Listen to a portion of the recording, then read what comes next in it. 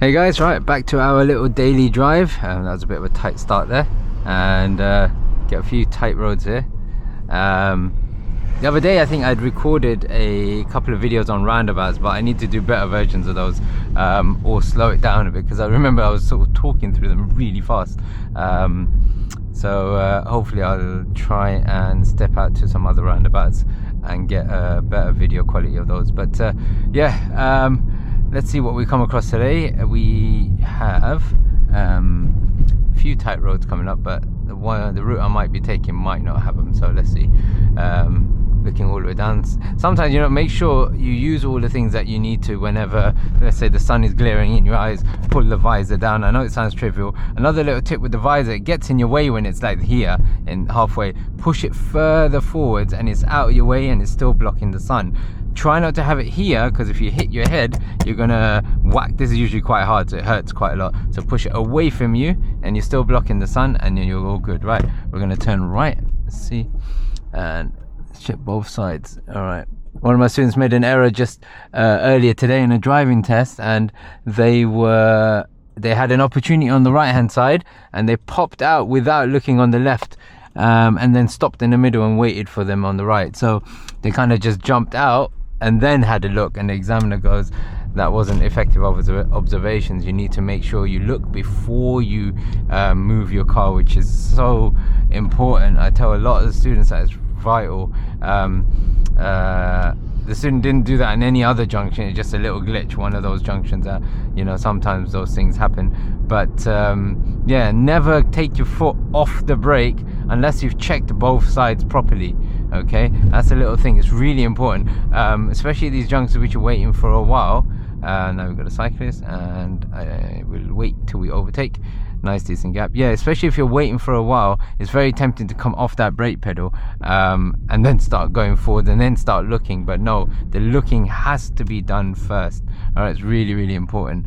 Okay, the cyclist is weaving in and out. I hate when cyclists weave, it's so annoying. Now we're going to turn left at the traffic lights. So yeah, so that was a bit frustrating, because what happened is when the student did come out halfway, they ended up stopping the car which was on the right hand side, which is a bit of a shame, and that was all it was really. Rest of the test was fantastic. Now slightly narrows down a bit. I'm gonna not hit 30, and then I'm close to it though. And then now it opens up. I know that later on this road changes to a 20 zone, but let's see. Hopefully you guys will spot the signs. A lot of this as well, you know, as you're driving along with me, try and spot all the signs you can. Okay, so there's another one coming up, hope you've seen it. Sharp bend. Okay, slow on the ground. Now we can't see around the bend, so I might ease off a little bit. We'll follow it around and then off you go, nice and easy. Any more signs? Nothing here. Say I wanted to that someone actually overtook me illegally today on these zigzag lines, which should have recorded and put that up. But now have a look. 20 zone, start braking, get your speed down to 20 before the zone, and then you chill, nice and smooth, and then just take your time along it. Zebra crossings, more signs coming up, mini roundabout ahead, so easy. 20 mile an hour repeated, another sign there for the roundabout. Loads of signs, sometimes too many, but you know, that's it. Good. So notice now there haven't been any changes of speed sign, okay, unless I missed them. So when you're driving, you can't then accelerate and go beyond the 20 just because it feels like it. Now you look at the sign there, it's 30. That sign's been moved around, okay, and now I can pick up my pace. If I miss that sign, then it's a big problem, because there's not going to be another sign telling you it's 30 again. And then it's a bit awkward, because you won't know really whether to go faster or not. Sometimes the navigation will give you a bit of a heads up. Let me just wash the screen. Got these dots on the, you know, sometimes when the screen's a bit dirty. But yeah, sometimes another way is also, if you look into the side road, sometimes if that road said, let's say for example 20, then that would mean that this would not be 20, because they wouldn't remind you that it's 20. So it means this road's a different speed. Most likely this would have been 30, for example. So looking on side roads sometimes does help as well, if the speed is changed. But yeah, it's really difficult sometimes to see every single sign, and then typically you end up missing the important one. But we've got a crossroad here, but we're going straight ahead. Was telling one of my students just now as well, very simple rule: when you're on the main road, going straight or turning left, you do not wait. So if we're going straight and that mini over there on the right hand side wants to come in front of us, we're not waiting for them, okay? Obviously avoid an accident, but apart from that, you shouldn't wait. So that's really important. There we go. So it's green, check my mirrors, no cyclists near me, and then off you go. There's a little good tip just before you move off to check your mirrors, especially this middle one or maybe the side one, for any cyclist that might pop up next to you. So you've got to be a bit cautious when that happens. And we're coming up to the end of the road, and easy. There we go, nice and smoothly in. I was telling one of my viewers, Adam, he was saying about, you know, generally driving smoothly, and avoid big surges in your gas pedal. You know, when you're driving, and same with your brake pedal, you want to plan ahead a lot, and that comes easier when you stay far back from a vehicle. So a lot of students end up, they see that, oh, it's 30 and it's clear, and they go vroom straight onto the gas. You don't really want to do that. You want to make it smoother, and make the, you know, the problem is sometimes you accelerate too hard, you burn a lot of fuel as well, and you know, the emissions increase, etc. So you know, you don't need to do that all the time. So like, look, my speed's dropped down to like 15 whatever. If I want to increase my speed, I don't do this, I don't go like that. That's not what you want to do, and straight up to 30.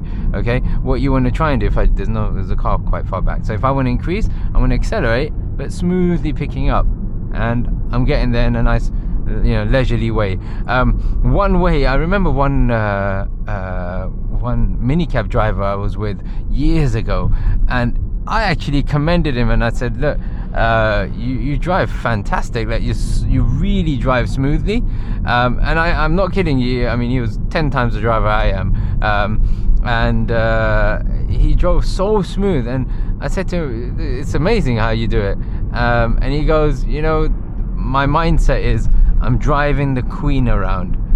And I was like, what? He goes, yeah, you know, the Queen is, you know, the Queen has to be driven in a calm, smooth, leisurely manner. She has to get to where she has to get to, but it has to be smooth. The braking should be smooth. She cannot, you know, be flying around in the back seat.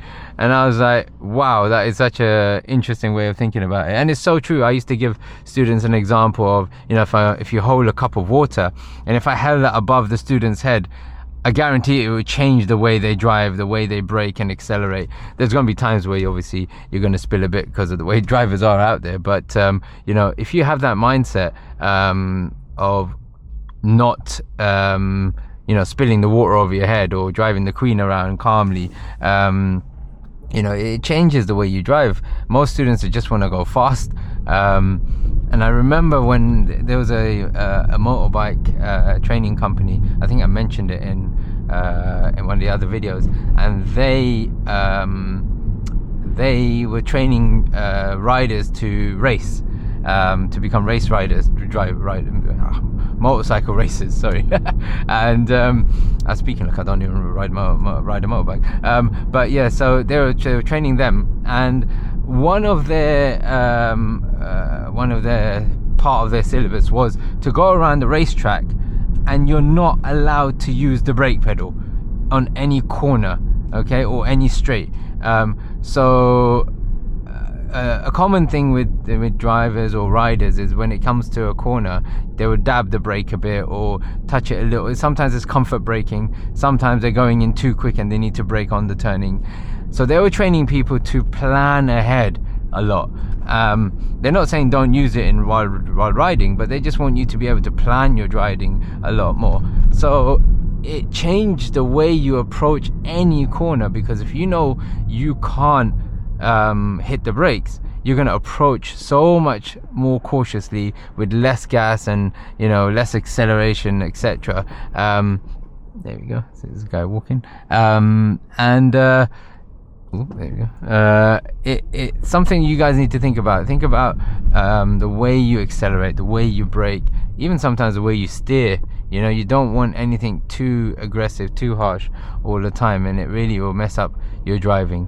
But yeah, that's just my 2 cents. I'm not sure if you guys gained much from that one today, because we didn't get any difficult scenarios. Got the bus now, he's going to move off, he's going to squeeze me out a little bit, so I'm going to stay back a little from the bus, keep an eye on my left mirror, and then I'm going to carry on. That's important. Buses are big, they will bully you out of a position easily, because, you know, to be honest, they're not even going to feel any dent or scratch on their vehicle, but you will. So you know, back off from bigger vehicles. Trucks are similar as well, so it's really, really important. But yeah, apart from that, hopefully you guys have benefited from that one.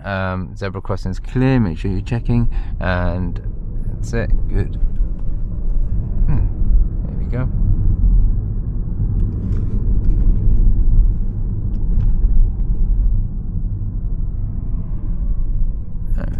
So nice and clear. Normally you signal as well. I didn't signal just now, but normally signal to overtake a bus. Okay, and notice the speed limits, the signs. Okay, now we're going to drop the speed. Okay, and we're going to continue around at this leisurely pace. So one thing with buses and taxis, they stop a lot. Okay, so when you're following any taxi, minicab, generally black cabs I'm talking about in terms of taxis, but you don't encounter them around here, it's more central London, but they stop a lot. Buses often will stop at their bus stops, so never drive close to them. You know, the more distance you keep, when they pull up, you just go around them. It's just easy. You know, you can make your life less stressful. It can be less fun in terms of technically, you know, less fun of driving, but you know, that it depends on what you're looking for. So yeah, that's something to keep in mind. But hope that helped. Hope you guys do well in your driving. If there is any questions or anything like that, feel free to you know, drop me emails or anything like that. I think most of the emails, it's at the front of the video usually, but I don't think it's at the beginning on the daily drives, but it'll be in the description. So drop me a message there, tamukadam@gmail.com, and if I don't reply, that means I didn't get it. So then just try again, have a look through some of the videos, you'll find the email, and hopefully I can help you guys out if you ever need to. All right, I shall speak to you soon. All the best. Bye.